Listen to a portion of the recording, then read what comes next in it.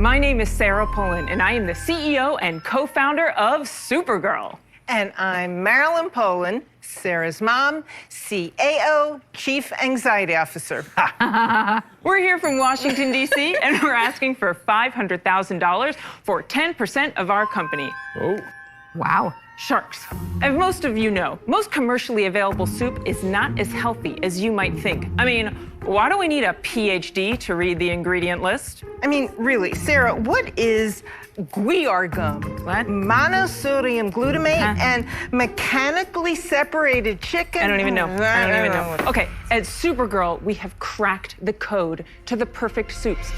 Our soups are all natural. They are handcrafted, brimming in plant-based protein and fiber, and really, really low in salt and fat. And the proof is in the numbers. My numbers. My cholesterol used to be 220, and now it's 170 and dropping. Good for you. Sharks.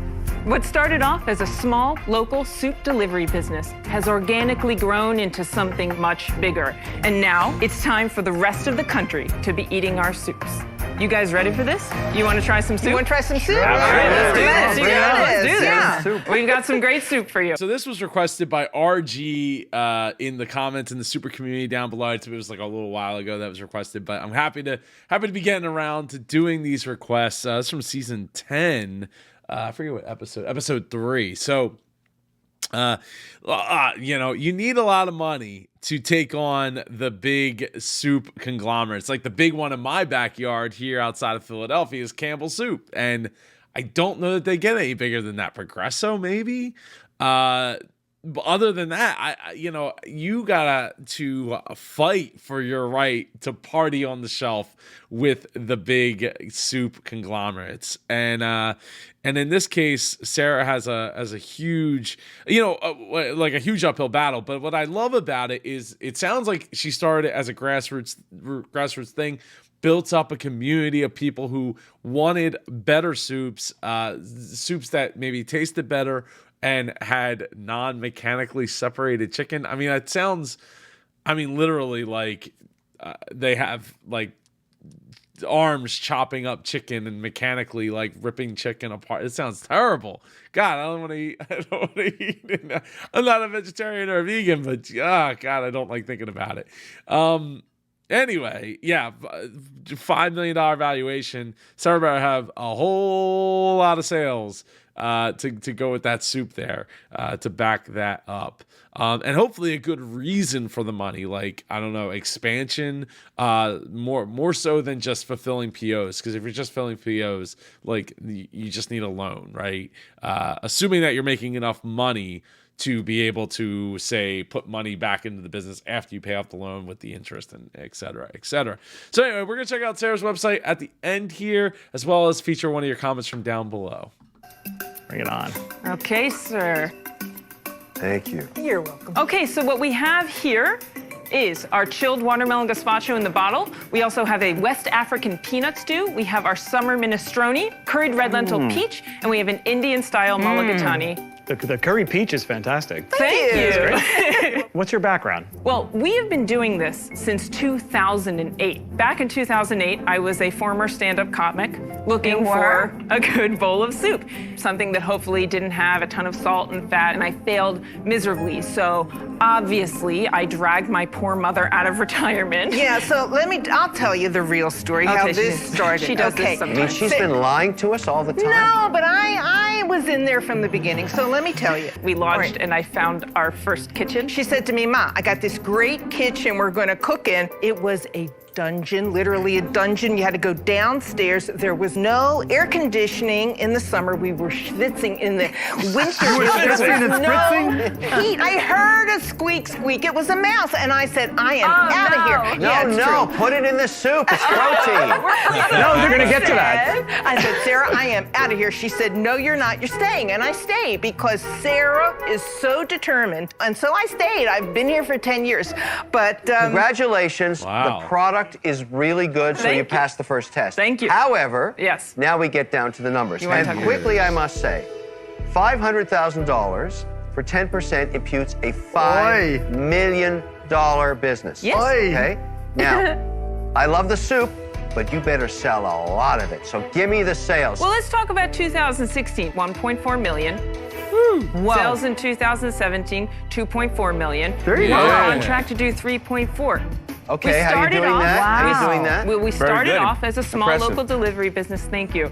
And now we have 2 retail locations. We're in almost 50 natural food locations and 20 box stores. The consumer demand for this product is exploding. What did you make And- last year on that 2.4? How much did you make? About 5%.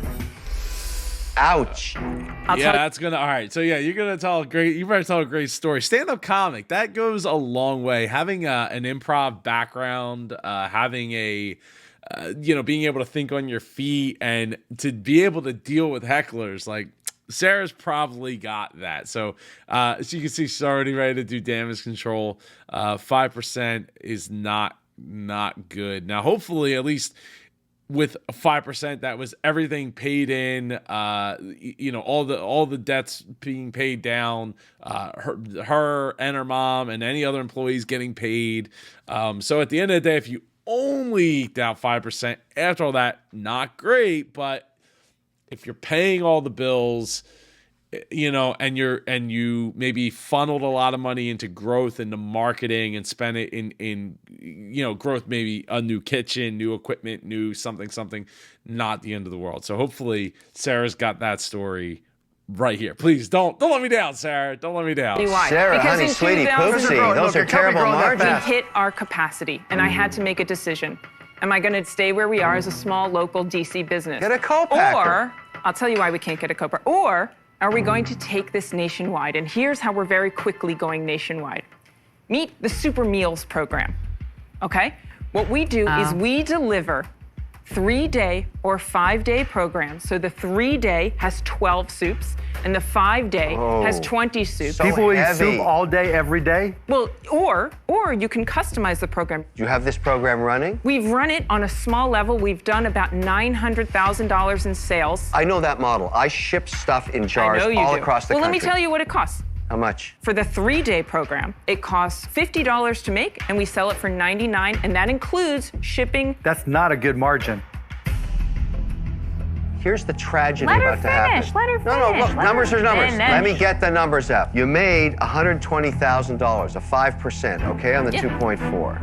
You priced the business at a $5 million valuation. Sarah, that's a 41 multiple on a soup business. No soup for you! Sarah. All right, hold on. So yeah, the reason it's not $50. The problem with that, I'm just guessing, is your customer acquisition cost is not rolled into that $50. So it includes your shipping, which is good. So you have $50 of cost. With the shipping included, but if that doesn't include the customer acquisition cost, to get somebody to spend $100 on soup, it might cost you, I don't know, $20, $30 to get that customer, and then you're gonna have an attrition rate of, how many $100 boxes of soup is somebody going to be willing to pay into? Yeah, I don't know. And they haven't even talked about the lowering of the cholesterol thing, because that gets kind of dicey when you start making those kind of claims. That's why Honey Nut Cheerios changed their slogan from helps lower cholesterol to heart healthy on the box, because of things like that. Maybe they got sued. Pretty sure they got sued, and got in trouble for that. So it's it's a heart healthy thing, not helps lower cholesterol. It can help lower cholesterol. If that's if you're eating a diet that contains Honey Nut Cheerios and maybe one other meal per day, that's not a high cholesterol meal. Sure, but if you're eating that, it's not going to help. It's not actively helping lower your cholesterol. It's just helping you replace. If you use it as a meal, it could do that. And if you eat the actual amount of cereal you're supposed to eat, not fill the whole bowl and then you put milk in. And God help you if you put milk in first and then put the cereal in. That's not. No. On the planet Earth, during the planet's history, has anybody ever paid 41 times for soup? How do you know that? I know that because I know everything. Okay, and there's no way you're going to get that here today. Here's the thing. Do you believe that you're gonna net more and increase more than 5%? for your net. Yes, my fixed costs are quite high because of this new kitchen. Well, that goes back to the co-packer. You were going to say why you didn't want to use a co-packer. Okay, so there's two reasons why we don't want to use a co-packer. Number one, we're certified kosher, and you will not find There are kosher co-packers. not that can do this quality. Trust me, we've talked to them. So Sarah, you But won't let the your baby reason- go the because you think reason- you're the only person that can make this quality. And that's Yes. costing you 5 to 6%. Soup is horrible when they're cooked in that But they'll quantity. adjust for you if you They'll know. let if you be there as they put in those giant colanders. But they're doing it wrong. Nobody does this. Nobody does what you're trying to do. Exactly. I have $640,000 in a small business loan that I'm paying down. You see what's happening here, right? You keep on needing cash. Yes. And you're hoping that you'll make it up in volume. You have retail stores and you have subscription, right? When I see somebody going after that many outlets, that means they're not completely confident in any one. Sarah, I want to hear a little bit about how you're going to use that $500,000. Let's set aside the fact that your valuation is ridiculously high. The website that we're building, everything that we've learned from our Super Meals program that we've done over the past year, we're going to integrate into that website. So auto renewal, subscriptions, automated It already referrals. exists. You don't need to And develop how much do you that. think you're going to have to pay to get that done? Yeah. About $100,000. That's about No. right. That's about right. And then I want $400,000 for equipment to optimize my staff You're- costs. I you're need to bring down my buying staff more costs. But how's that going to show up in top line and bottom line? Oh, sure, Just- because my so- staff costs are going to come down. My staff costs are still too high. Sarah, you are literally at risk of going out of business. And I don't think you realize and know it. I think we're at risk going to the commercial break here, but real quick, only having one avenue and focusing on that, like, I don't know. That's, to me, that seems like such a throwaway thing.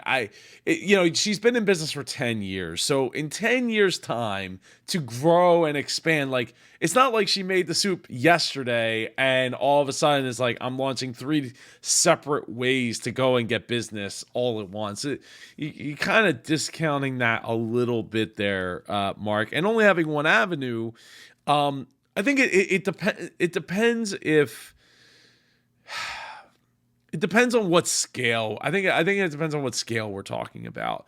If she had one avenue and that one avenue is producing, I'm not even sure what is enough, right? Is it because everything is relative. So $5 million in just delivery service. And then you have retail. I mean, you look at it like if you got your business and you look at it as a pie chart, right? You look at like, okay, well, 30% is coming from here, 60% is coming from here, and 40% is coming from here. That's pretty good, right? Like, I wouldn't look at that and say, well, the 30% needs to go away unless the amount of capital being utilized, right? Everything has to pay rent. So, everything takes up space, everything takes up energy or money, time, energy, or money. So depending on how much time you're putting into that 30%, it might be time to say, well, if we take that energy and that time and that money and you push it into the other aspect, that's great. But then let's say you're all in on retail, we're doing great on retail, we're hammering it, and then the big illness comes and nobody's going in the stores anymore. Or they're going into stores, but not as much. They're ordering online, and delivery would have been the thing to have. So that's where, maybe it's time to pivot. But I don't agree. I don't agree just in the sense that you have that 10-year run. Now, always needing more money, that is a problem, right? I wrote a book. It's called, well, I've written 4 books, but the one book, Sales Won't Save Your Business, and you can get it over at shopsuperjoe.com. I'll even sign it for you and send it on its way. Or you can get the digital copy. But just because you're making sales doesn't mean that you're making money. And if you're not making enough margin to cover all the other costs that you aren't necessarily factoring in, like customer acquisition cost, or potentially taxes or price changes in the cost of what it's costing you to make the product or obtain the product, that's where you're going to run into problems, because you're making the sales, but you're not necessarily making the money. And then the only thing keeping you going is either infusions of cash or everything going perfectly so that you're always constantly having, like, there was a previous episode, what was it, Hampton Adams tape, where he's ordering every single month, which is fine, but he's using that money from that month to pay the next month's bill, and really just keep, is on a treadmill of zero, even though he's selling millions of dollars worth of athletic tape. And in this case, you got soup, and you're constantly having to sell to be able to fund to get, to where you're going. So while you are getting bigger, you're not actually gaining any ground other than hopefully customer and mind share, right? So that they're going to your soups instead of other people's soups. But if you're not making a whole lot of money and you're holding a whole lot of debt, at that point, the question becomes, like, how much do you have in assets, for your equipment and stuff like that? Do you have enough assets, or if you had to liquidate those, could you at least sell, or pay down the loan to get, like, I don't know, down to like $100,000, where it's like at least somewhat in reach of being payable if you didn't have the soup business. So, it's just things like that come up, and needing, the 500,000 is a lot. Now, going and building out a website, 100,000. It's going to be a really custom website, and depending on what you're trying to accomplish with it, that's not that far off. Now, if we're talking about an app, that could be, anywhere from 75,000 to 150,000 plus. So a website, if you, depending on what you're trying to do with the back end and the amount of data you're trying to collect, it could easily run that amount. I think it just depends on what features you're trying to get out of it. Of going out of business. And I don't think you realize and know it. You see what's happening here, right? You keep on needing cash. You are so capital intensive, right? Yes. Perfection is the enemy of profitability. I'm out. I appreciate all your feedback. Gave me a lot to think about. How much cash do you have in the bank right now? About $20,000. Oh, that's okay. But wait, no, it's not but okay. in accounts receivable, you have to I service right now $640,000 of debt. The business is worth about $750,000 right now, less the debt. So it's worth about 100 and change. That's the truth. That's what a buyer would give you for it. I'm out. You would have to do $100 million to make $5 million. I would get 10% of that. You would have to do $100 million just for me to get back $500,000. Think about that. For that reason, I'm out. Yeah, he's not wrong, and they're, that's why the tight percentages matter. You got to, is it fine for them? Yeah, fine is a relative term. 640,000 in debt, not great, and 20,000 in the bank, definitely not great. You want to be in a position to like be able to pay, several 4 to 6 to 8 weeks of like payroll, right? I don't know how much payroll she has that she's sitting on, but like, she didn't get into how much in receivables she has to lean on. But if you're borrowing against that, it's, I don't want to say it's a losing game, but as we found out, my dad having a trucking company found out, borrowing against those receivables is pretty much the slow road to broke, because you're always going to be behind the 8 ball because you're paying interest to get that money up front, and some of it you will never collect. So and some there's that too. So it's not good. Not good. Sarah, first of all, I think we're being way too dire about your business. No. I would never count you guys out, right? You're Thank gonna do $3.4 million. You obviously have a sense of what it is to sell your product, but I don't think at the moment it's a big business and I can get a big return on it. So for those reasons, I'm out. I appreciate that. That's fair. Why are you encouraging her on? Know the model's No, you know what? broken. You know what? the model's so broken. I'm encouraging because I think at the end of the day, I think they're going to figure it out. Don't take any encouragement from Matthew. I know. Are you going to leave the show and reflect about whether or not to go with a co-packer? Sure, I'm absolutely going to reflect. But you'll never won't do it. it. You Are won't you do it. in? I don't want you to Lori take is still in. any encouragement from Matthew's comments because you still have a 50-50 chance of going to 0. Okay? I hate when he says that, but in this case, he might be right. I think the Supergirl logo and name is fabulous. Thank you. It's I very agree. cute. It's very memorable. There's one thing that for me is not great. 5% profit margin. Our profit margin used to be much bigger, but when we opened up this new facility, of course it went down, but it is. the problem making a is, point. but that's a huge problem. Great soup, but as an investor, I'm out. Controlled growth. That's Good luck, guys. Thank luck. you. Thank luck. you. Appreciate soup, the though. feedback. Thank you. It's you. very delicious. The soups need to be perfect. A super mom and super girl stand behind every unit of soup that goes out the door. And that's never going to change. Seriously, she's in trouble. No, but entrepreneurs do Soup that was all really the time. Perfection, perfection, only I can do it, only I can do it. You know what this was? This was dead soup boiling. Oh man, Waka Waka. I think that they are, clearly they're figuring it out. They're still in business. I mean, this was season 10. We're on season 14, so like 3-4 years ago. But one thing I stands out to me is while I see hands here, I'd like to see people enjoying the soup. That's one thing that I think, I'm always, preaching faces. It's so critical.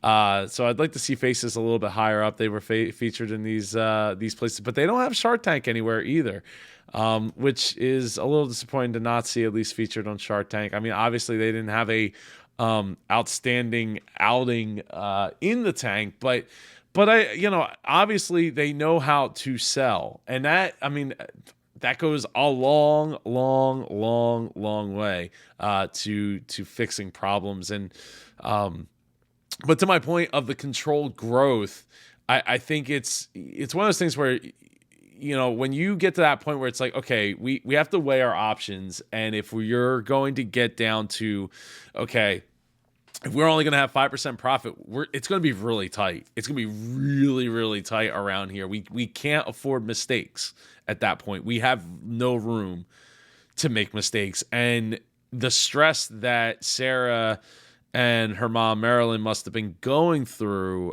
even at that time had to have been immense. Now, hopefully, going on Shark Tank changed a lot of that, and it was awesome to see. And $8.99 for soup. If that includes shipping, that's not terrible. Delivery by Thursday, arrives ready to eat, or you can freeze it to enjoy later. I should probably try to order some of these soups. I do. I'm not a split pea fan. More of a where's it at? Like it's like a sweet potato, or like a sweet potato soup would be great. So yeah, for $8.50, yeah, I could see that. I give it a try here. But yeah, so it's great to see that they're still around and kicking. Facebook, they have 130 reviews, 4.4 stars, 13,000 followers over on Facebook. They're last post was on December 25th, and then 5 days ago, got some engagement going there, which isn't bad to see. Instagram, 6,800 followers, and they are posting there as well with a little bit more engagement going. And then over on Twitter, post back on the 18th of December with 2,100 or 2,600 followers. So really, really nice to see. Sarah, I'd love to have your mom come on the show, talk about your Shark Tank experience. Just drop a comment down below, like Velvet Limes, or Velvet Slimes. Sorry, just terrible. I've been watching your videos for a while now. I discovered your channel when you reacted to the slimy honey. Love being a part of the super community. Ding, ding. Love having you be a part of the super community. It's absolutely awesome to get to work and chat with all of you down in the comments below, and I have some other things, some big announcements coming up. If I haven't already announced them, stay tuned, because I think you're gonna love what you hear. Anyway, I'll see you in one of these two videos right here. Take care and go be super.